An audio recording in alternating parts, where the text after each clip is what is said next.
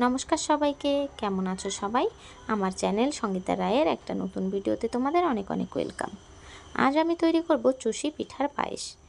তো আমি আজ খেজুর গুড় দিয়ে চুষি পিঠার পায়েসটা তৈরি করব। খেজুর গুড়টা কিন্তু একেবারেই খাঁটি, কারণ ছোটো মাসি পাঠিয়েছে। ছোটো মাসিদের বাড়িতে গাছ থেকে রস পেড়ে এনে একেবারে ঘরোয়া পদ্ধতিতে কিন্তু গুড় তৈরি করা হয়। তো চলো ভিডিওটা স্কিপ না করে পুরোটি দেখার অনুরোধ রইল।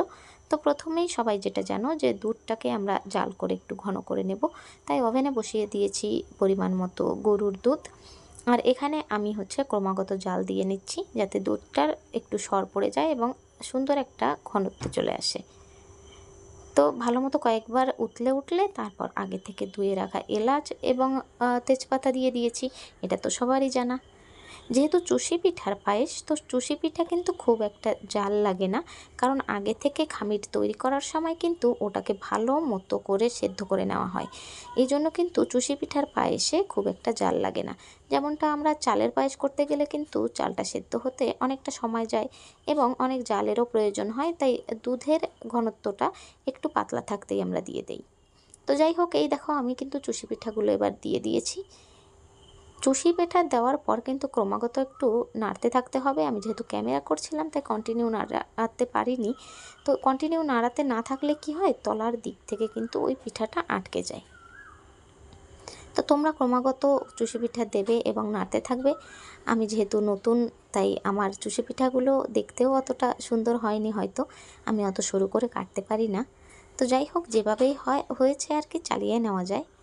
তো ভালো মতো একটু নেড়ে চেড়ে নেব যতক্ষণ পর্যন্ত 80% কুক না হয়ে যায়।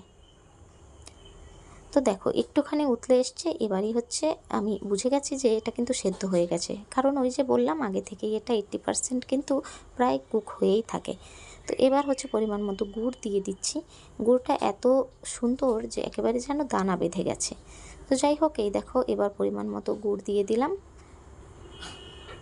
গুড় দেওয়ার পরেই কিন্তু আস্তে আস্তে করে কালারটা চেঞ্জ হয়ে যাবে। এই দেখো পুরোপুরি রঙটা বদলে চলে এসছে। আর যেহেতু একেবারে এটা খাঁটি গুড়, তাই খেজুর গুড় কিন্তু দুধে দিলেই এরকম একটা ছানা ছানা মতো ভাব চলে আসে। তো দেখো কি সুন্দর দেখতে হয়েছে এবং রঙটা কত সুন্দর হয়েছে। আর এত মিষ্টি ঘ্রাণ ছড়িয়েছিল যেন সারাটা পাড়া মমা করছিল। তো কেমন লাগলো ভিডিওটা অবশ্যই কমেন্ট করে জানিও, এবং যদি ভালো লেগে থাকে অবশ্যই আমাকে সাবস্ক্রাইব করতে ভুলো না কিন্তু। তো একেবারে শেষের দিকে একটু গুঁড়ো দুধ গুলিয়ে নিয়ে তারপর পায়েসের সঙ্গে মিশিয়ে দিয়ে নামিয়ে নিলেই কিন্তু রেডি। তো সবাই ভালো থেকো, সুস্থ থেকো, দেখা হচ্ছে পরবর্তী কোনো ভিডিওতে।